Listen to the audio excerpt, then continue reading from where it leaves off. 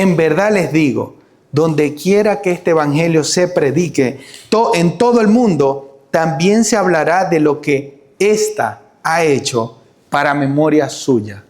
María hoy por hoy, 2000 años después de este evento, está siendo recordada en Iglesia Revive por la adoración que ella tuvo con el Salvador. Y esto no se trata de que nosotros vamos a hacer cosas para ser recordados también. No. Esto se trata que lo único que importa en nuestra vida es adorar a Cristo. Lo único que tiene importancia en el Evangelio es nuestra adoración al Señor. Les quiero invitar a que me acompañen en sus Biblias al Evangelio según Juan, capítulo 12. Hoy vamos a estar considerando los versículos del 1 al 11. Juan capítulo 12.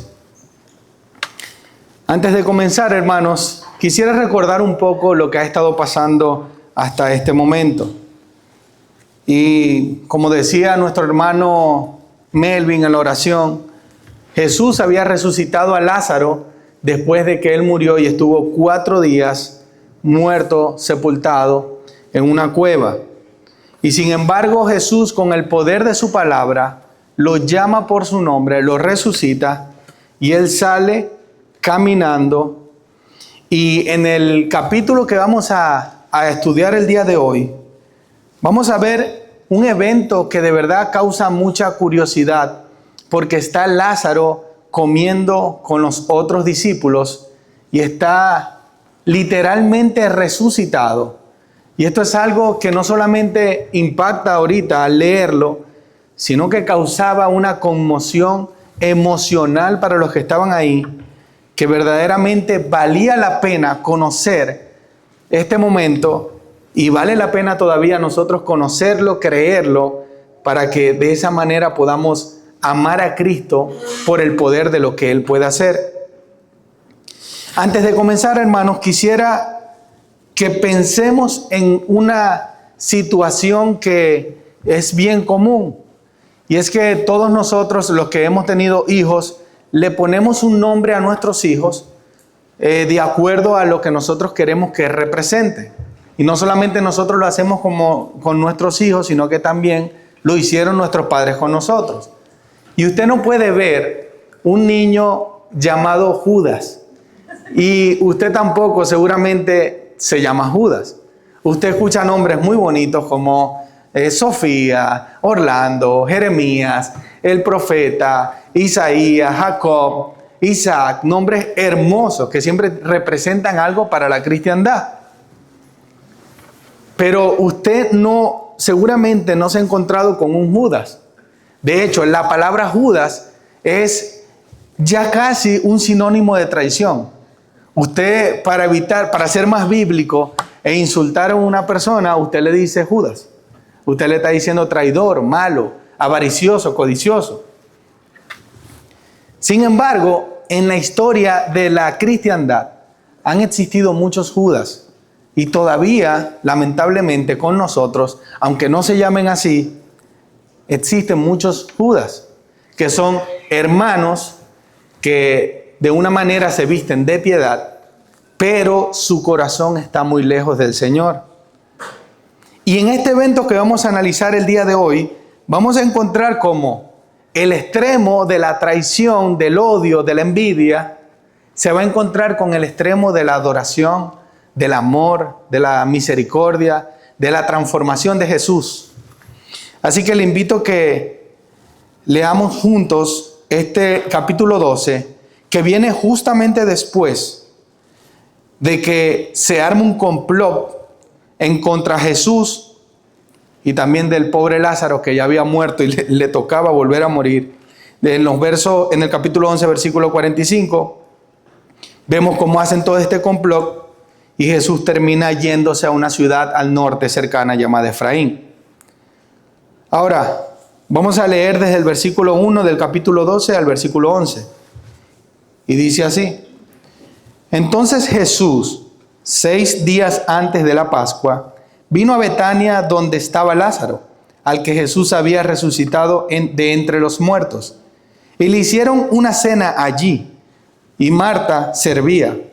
Pero Lázaro era uno de los que estaban a la mesa con él. Entonces María, tomando unos 300 gramos de perfume de nardo puro, que costaba mucho, ungió los pies de Jesús y se los secó con los cabellos. Y la casa se llenó con la fragancia del perfume. Y Judas Iscariote, uno de los discípulos, el que lo iba a entregar, dijo: ¿por qué no se vendió este perfume por 300 denarios y se lo dio a los pobres? Pero dijo esto no porque se preocupara por los pobres, sino porque era un ladrón. Y como tenía la bolsa del dinero, sustraía de lo que se echaba en ella. Entonces Jesús dijo: déjala, para que lo guarde para el día de mi sepultura. Porque a los pobres siempre los tendrán con ustedes, pero a mí no siempre me tendrán. Entonces la gran multitud de judíos se enteró de que Jesús estaba allí, y vinieron no solo por causa de Jesús, sino también por ver a Lázaro, a quien había resucitado de entre los muertos. Pero los principales sacerdotes resolvieron matar también a Lázaro, porque por causa de él muchos de los judíos se apartaban y creían en Jesús. Acompáñenme a orar.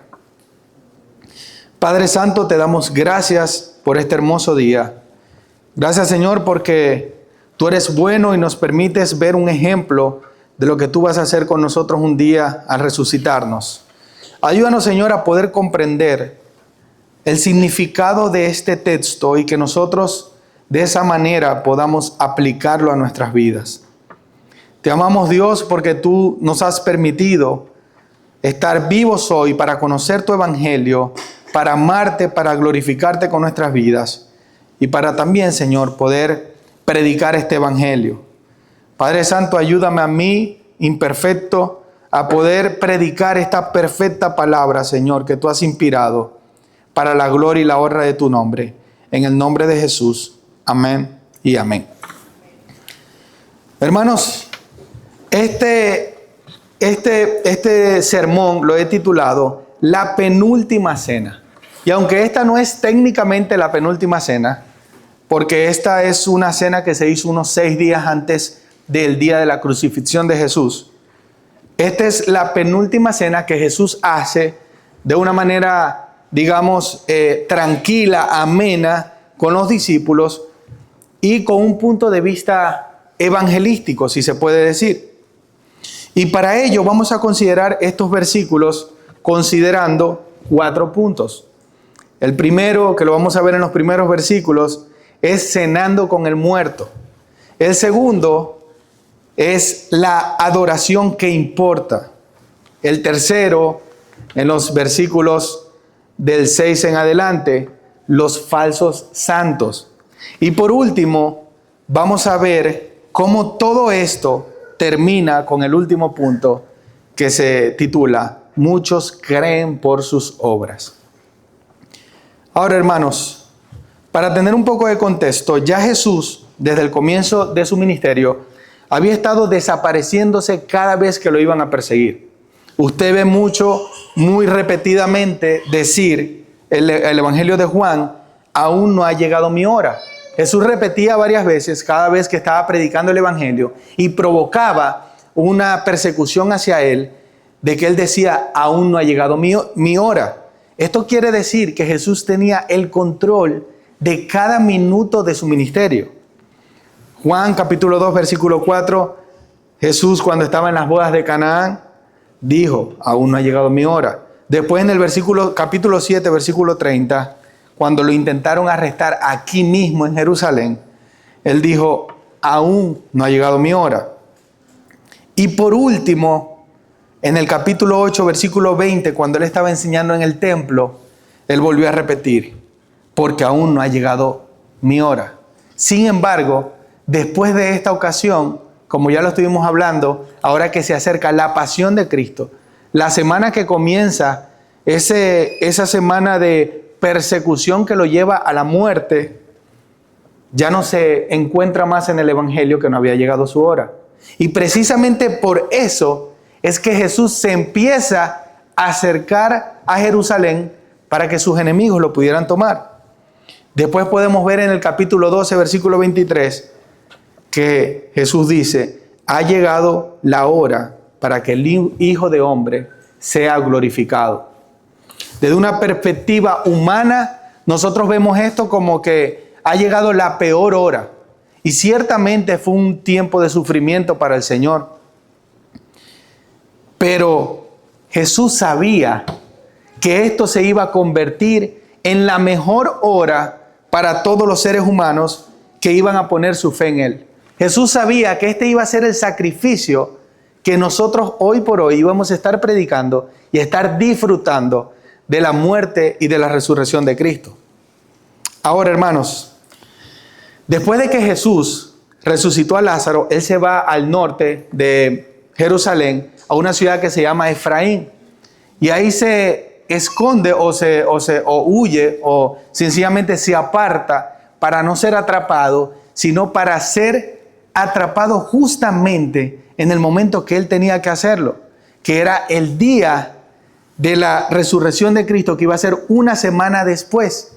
Entonces, ¿qué hace Jesús? 6 días antes, como dice el versículo 12, el versículo 1 del capítulo 12 de la Pascua, Él bajó a Betania. Y ahí se acercó con la intención de acercarse a sus enemigos. Y usted dice, ¿y qué importancia teológica tiene esto para nosotros? La importancia que tiene es que nosotros tenemos que saber que Jesús afirmó muchas veces que nadie podía quitarle la vida. Que Él mismo, por amor, entregaba su vida por amor a nosotros. Esto quiere decir que Jesús tenía el control de su propia vida. No es posible que el ser humano pueda matar a Jesús si no es su voluntad. Así que en esto Él muestra que Él está entregando su vida al acercarse a sus enemigos y ya no más pronuncia no ha llegado mi hora. Ahora Él se acerca a Jerusalén, a ese mismo lugar donde Tomás, cuando Jesús le dice, vamos a ver a Lázaro. Y Tomás le dice, Señor, vamos entonces nosotros también para que nos maten, porque ya sabemos que la hostilidad es tan alta que vamos a perder la vida.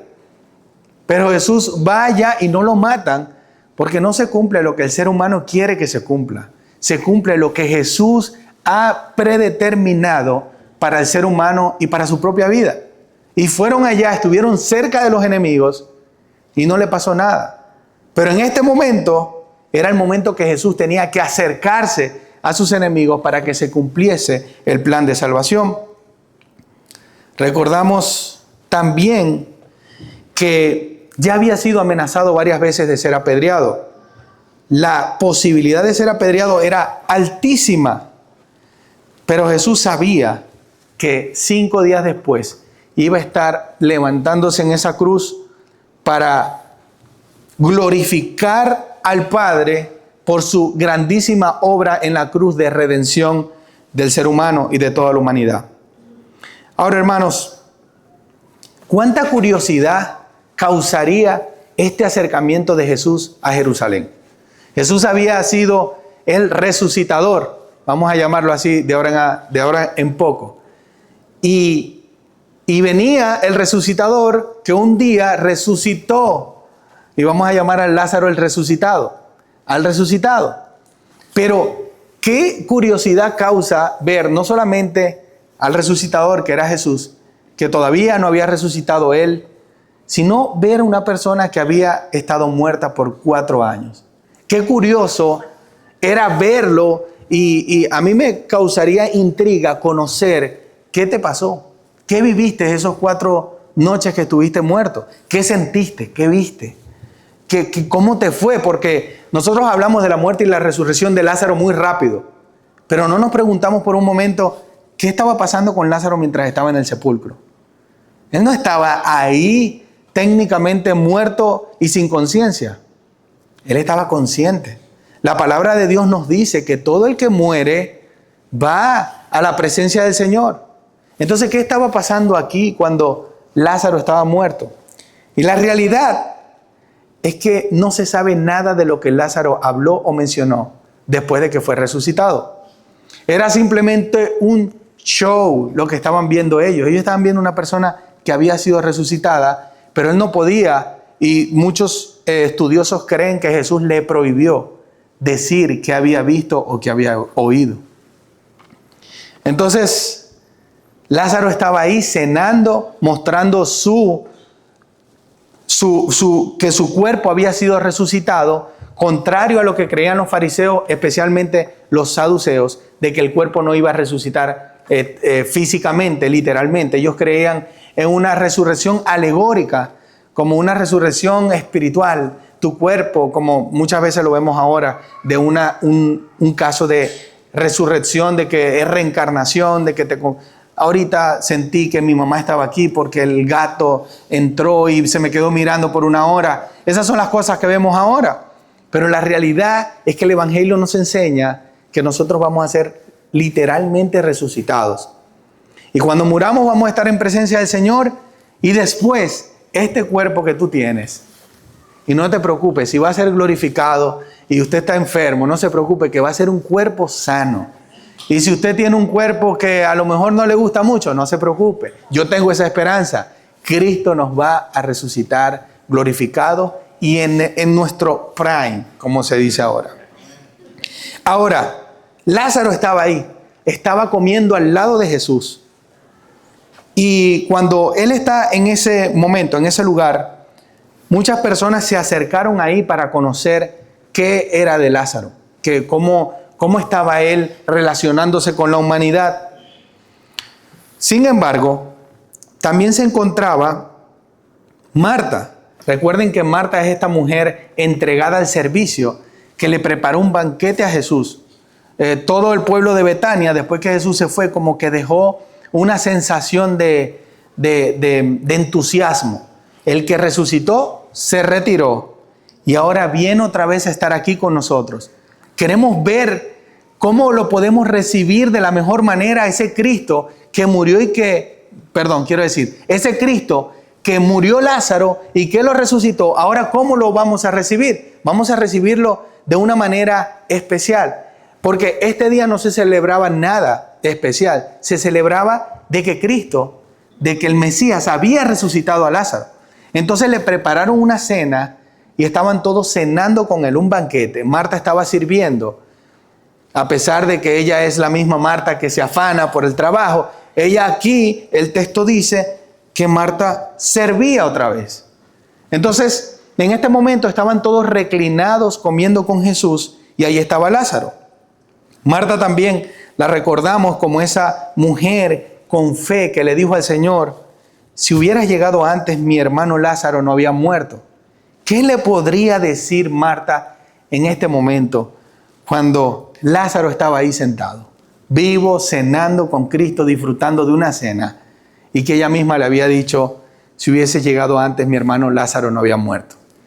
Hermano, si nos corresponde esta escena a uno de nosotros no hallamos cómo tragarnos las palabras. Si estamos en los pies de Marta, no hallamos cómo decir me retracto. Algo tan fácil de decir, pero tan difícil para nuestro orgullo. Pero Cristo no fue aquel que le dijo, como a veces nos dicen nuestras esposas, te lo dije. Cristo, en su mayor grado de humildad, se sentó con Marta también, con todos los apóstoles, a comer con ellos en amor. Porque Cristo es un Cristo amoroso, que no está por ahí restregando nuestros errores, sino que nos está perdonando. Entonces, en ese momento, están todos comiendo, viendo a Lázaro. Me imagino que trataban de preguntarle qué estaba pasando con él. Y aparece una escena bien extraña donde una mujer, María, que es hermana de Lázaro, se arrodilla ante el Mesías y le derrama en su cuerpo 1 libra de perfume de nardo puro, que era muy costoso, y ungió de esa manera los pies de Jesús y se los secó con los cabellos de ella, y toda la casa se llenó del perfume.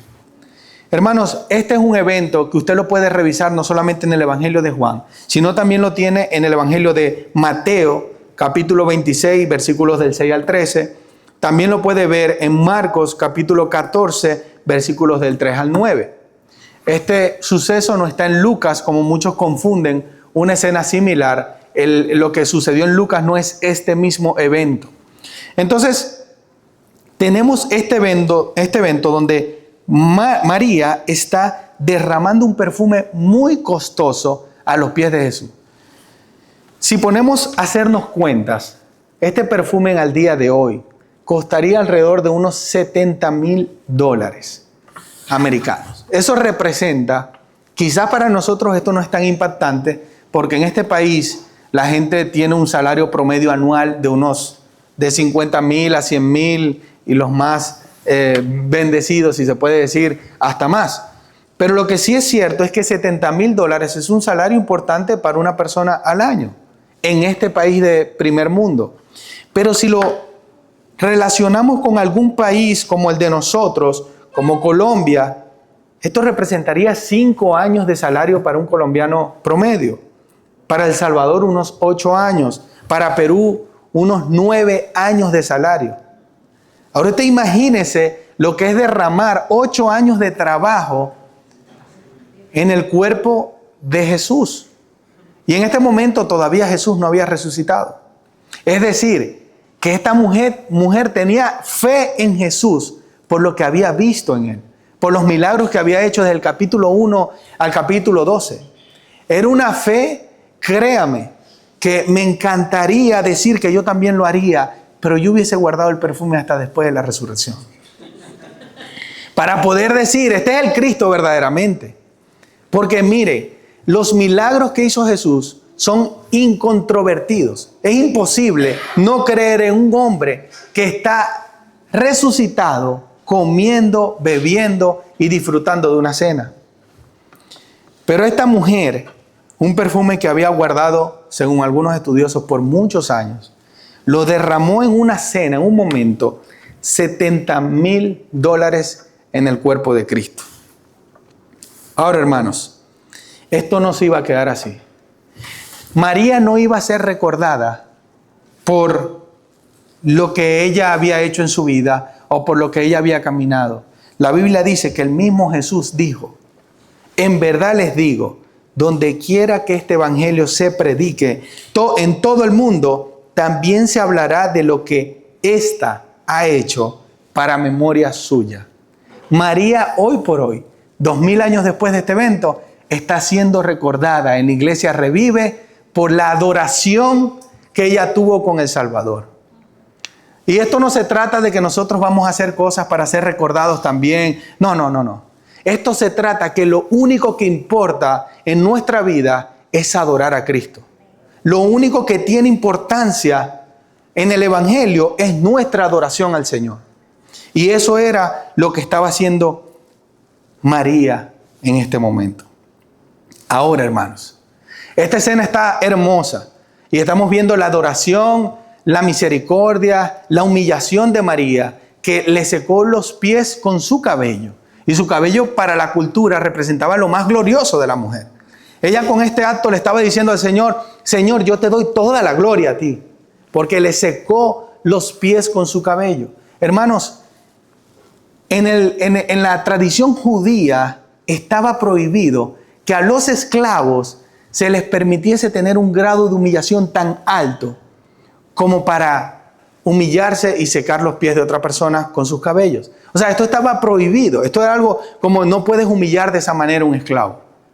Imagínense el nivel de humillación que tuvo María, que no le importó y que se arrodilló ante Cristo y le secó los pies con sus cabellos. Pero en esta escena había alguien ahí. Un hombre que todavía no hemos conocido al primero en estos tiempos. Había un falso santo. Nosotros lo conocemos ahora mismo como los santurriones. ¿Usted ha conocido alguna vez un santurrión? Una persona que quiere ser más santo que los santos. Una persona que quiere ser inclusive más santo que Dios. Y esto es común en la iglesia. Y por eso le decía al principio, usted no conoce a nadie que se llame Judas, pero usted sí va a conocer a personas que se comportan como Judas. Estaba María derramando este perfume en la humanidad de Jesús. Pero está Judas mirando, alzando la cabeza y diciéndole, ¿por qué no se vendió este perfume por 300 denarios y se le dio a los pobres? Suena santo, suena que es algo como que tenemos que escucharlo. Está diciendo algo que tiene sentido. ¿Cómo es que vamos a derramar $70,000 aquí en el piso? Si podemos con esos 70,000, ¿cuántas comidas no podemos dar a los pobres con $70,000? ¿Cuántas donaciones no podemos hacer?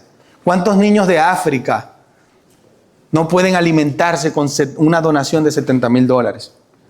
¿Y suena así? Pero Jesús le respondió a Judas de una manera tan tácita y tan directa: déjala para que lo guarde para el día de mi sepultura, porque a los pobres siempre los tendrán con ustedes, pero a mí no siempre me tendrán. Hermanos, lo que estaba haciendo Judas no era algo necesariamente sencillo o básico. Judas estaba hablando de algo que estaba en la ley. Si vamos a Deuteronomio 15, versículo 11, la Biblia dice: nunca faltarán pobres en la tierra. Por eso te ordeno, diciendo: abrirás generosamente tu mano a tu hermano, al necesitado y al pobre en tu tierra. Entonces ahora no suena más bíblico. Judas estaba haciendo una reclamación bíblica, una obligación que tenemos como cristianos de ayudar a los pobres. Tenemos que hacerlo. Eso es parte del evangelio social, del llamado que tenemos a ayudar a los más necesitados. Pero en este contexto, él no lo estaba haciendo con un corazón sincero. Él no lo estaba haciendo por amor a Cristo o por amor a los pobres. Él lo estaba haciendo, como lo dice en el versículo 6. Pero dijo esto, no porque se preocupara por los pobres, sino porque era un ladrón. Y como tenía la bolsa del dinero, sustraía todo lo que se echaba en ella. Hermanos, más o menos así funcionan muchas de las herejías que hemos visto en la historia de la iglesia. Usted no ve que las herejías se desarrollan a través de otros textos adicionales o fuera de la Biblia. Usted ve que las herejías siempre salen de la Biblia. Una mala interpretación de un texto, un pretexto, un texto sacado de contexto y termina en una herejía. Por eso es que Judas está hablando conforme a lo que dice la palabra y está citando lo que dice la palabra, pero él no está atendiendo y entendiendo que Jesús ya se había declarado como el Mesías, y si Él es el Mesías, si Él es el Salvador del mundo, no hay nada de adoración que pueda ser desperdiciada en Él. No hay nada que tú puedas hacer que no valga la pena para el Señor. Todo lo que hacemos vale la pena para Cristo. Porque aunque nosotros le entregamos nuestra vida a Él, aunque nosotros vivamos 1000 años, no vamos a poder devolverle un centavo de lo que cuesta nuestra salvación. Entonces, Judas estaba proponiendo algo que superficialmente parecía que era más santo que los demás. Ahora, la actitud de Judas era una actitud de un moderno santurrión, como dijimos ahorita. Una persona que visiblemente aparenta mayor santidad que todos, pero por dentro está totalmente podrido. Judas era un hijo del diablo entre la iglesia, entre el pueblo, disfrazado de un supersanto.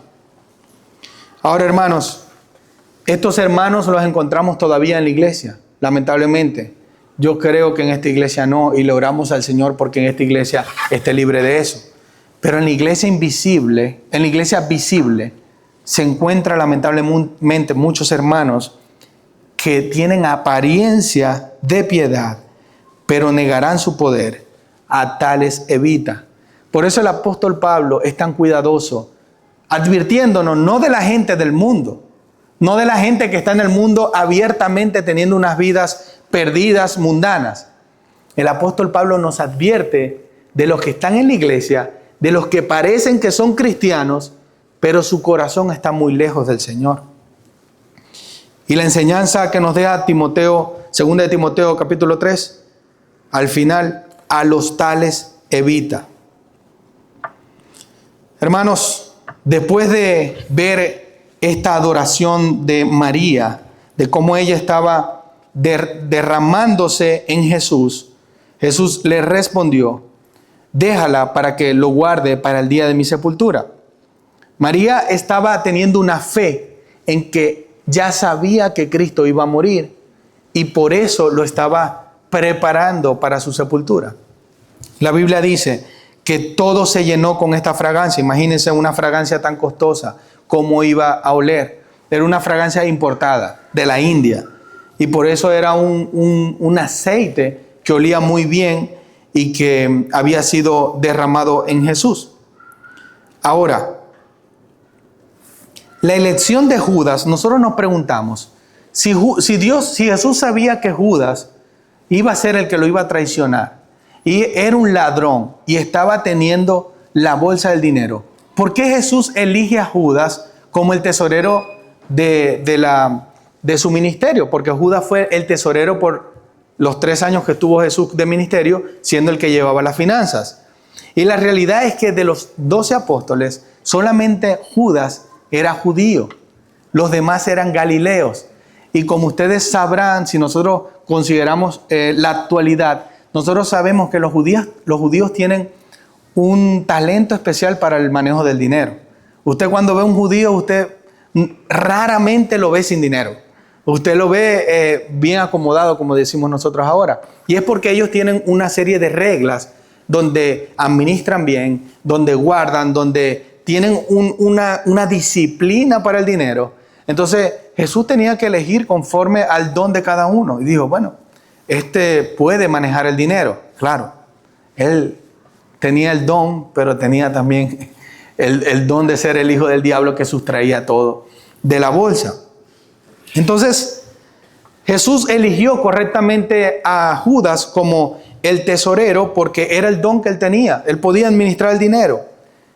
Pero, lamentablemente, ese que tenía el don del dinero también tenía otro Dios que no era Jesús. Él tenía un ídolo que era esta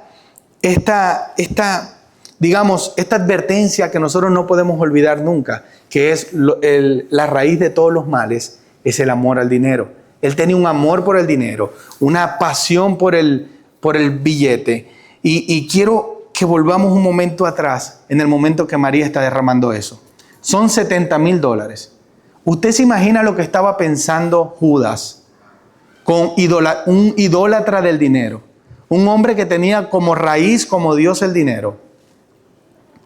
Que finalmente, cuando veamos la pasión de Cristo, Judas traicionó a Cristo por menos de la mitad de lo que María estaba derramando ahí.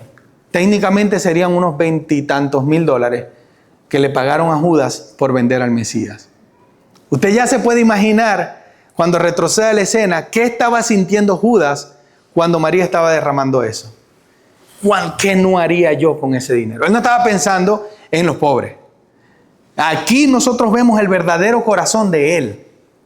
Porque usted escucha a mucha gente que dice, si yo me hiciera millonario mañana, yo ayudaría a los niños de África y abriría 7 pozos de agua. Pero cuando tienen dinero parece que la amnesia llega como un asesino en serie. Porque realmente lo que hay en su corazón no es el amor al prójimo. Realmente lo que hay en su corazón es la avaricia, la codicia. Por eso es que el Señor advirtió del dinero como un Dios. Porque es tan poderoso que tiene la capacidad de trastornar el corazón del ser humano y convertirlo como su único enfoque en su vida.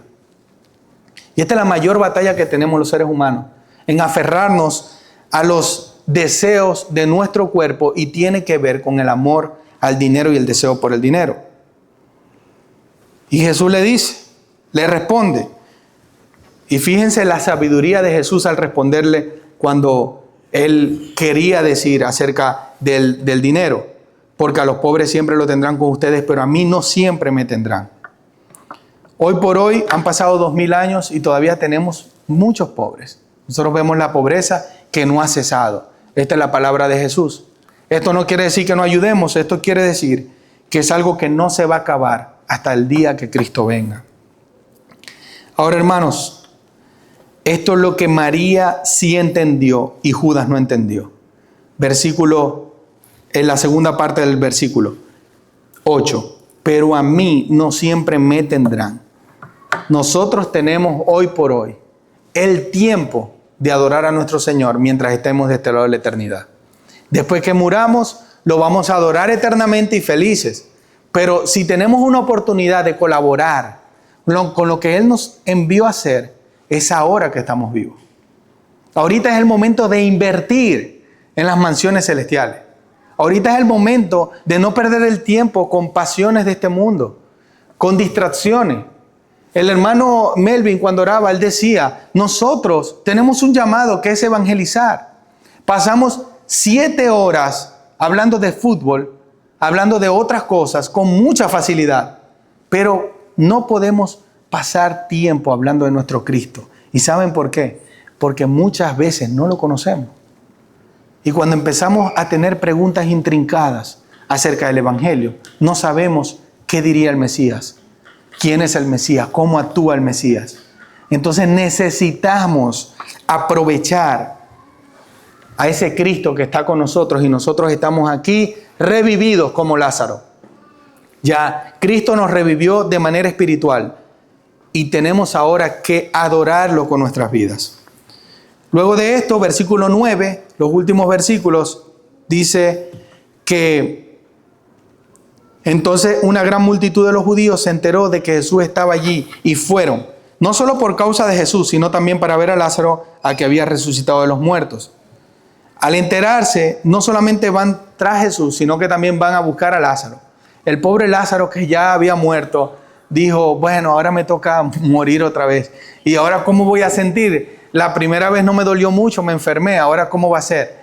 Pero seguramente Lázaro sí tenía una expectativa que nosotros no, lamentablemente, o por la gracia de Dios no tenemos, y va a ser sorpresa. Pero él sabía lo que había después de la muerte. Él vivió tranquilo. Algunas tradiciones extrabíblicas dicen que él se dedicó al pastorado y a predicar el resto de su vida. Porque no se habla más de Lázaro, no sabemos qué pasó con él. Pero qué vida tan hermosa es saber, ese Cristo, cuando yo muera, me va a volver a resucitar. Hermano, eso es lo que nosotros tenemos que vivir ahora. Ya no vivir pensando en este mundo, sino vivir pensando, Cristo me va a resucitar. Ya no hay miedo a la muerte, ya no hay miedo a la enfermedad, porque Cristo me va a resucitar. Luego, estos de los fariseos, dice el versículo 10, también los principales sacerdotes planearon matar a Lázaro, porque muchos judíos se apartaban y creían en Jesús por causa de él. Judío que veía a Lázaro y que lo había visto muerto, ponía su confianza en Jesús. Porque decía, si él lo resucitó, que me resucite a mí también. ¿Qué otro evangelio ha existido en la humanidad que hemos visto una persona que muere y que vuelve a resucitar? Entonces dice el versículo 11, y muchos de los judíos se apartaban y creían en Jesús. El milagro de Lázaro, hermanos, fue uno de los milagros que más atentó contra el gobierno establecido religioso de la época. El evangelio de Jesús sigue siendo igual. Atenta contra los gobiernos establecidos que no predican su palabra. Porque el evangelio de Jesús no te promete mejoras en esta vida. El evangelio de Jesús te promete una vida eterna. Esa es la promesa del evangelio. Para terminar, hermanos, quisiera hacer 2 aplicaciones. La primera es que consideremos en este texto que hay muchos que lamentablemente no aman a Jesús. Aman como Judas lo que pueden obtener de él. Aman lo que pueden obtener muchas veces superficialmente de la gente, del evangelio. No aman realmente a Cristo. Sirven inclusive en las iglesias para sus propios vientres, para alimentar sus egos, pero no sirven porque aman a Jesús. Pero la Biblia dice en Lucas 8:17, porque no hay nada oculto que no haya de manifestarse, ni secreto que no haya ser conocido y salir a la luz. Hermanos, si tú estás en esta condición, No esperes un segundo más, porque el tiempo se te puede acabar a ti mañana, hoy. No sabemos cuándo vamos a morir. Y créanme, hermanos, que un día todo va a salir a la luz y no vale la pena invertir en algo que va a ser vergonzoso para nosotros. Vale la pena invertir en Cristo y en amarlo con sinceridad y en servirle con sinceridad.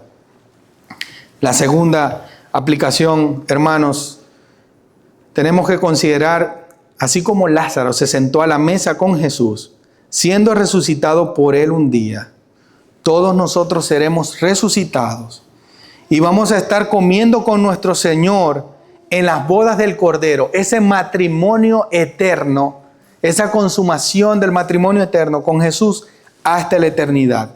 Y hoy, como la iglesia revive, como los revividos de la iglesia revive, vamos a sentarnos en la mesa con Él, ensayando lo que un día va a ser una cena física, no solamente espiritual, sino física, con Jesús en las bodas del Cordero. Acompáñenme a orar. Padre, te damos gracias por este día, gracias por esta palabra. Padre, te amamos. Ayúdanos, Señor, a que nosotros podamos servirte como María, que no escatimemos ningún esfuerzo por amarte a ti, Señor. Ayúdanos también, Señor, a evangelizar, a ayudar a los pobres, amar a nuestros hermanos, amar a nuestros enemigos. Señor, ayúdanos a poder ser el reflejo de tu imagen en esta tierra. Padre, te amamos. Gracias por este día, gracias por esta cena que vamos a tener hoy contigo. Y no esperamos el día en que tú vengas pronto y podamos estar sentados contigo. Señor, perdónanos porque hemos fallado contra ti, a pesar de que tú nos has amado tanto con un amor eterno. Te amamos, Señor, en el nombre de Jesús. Amén y amén.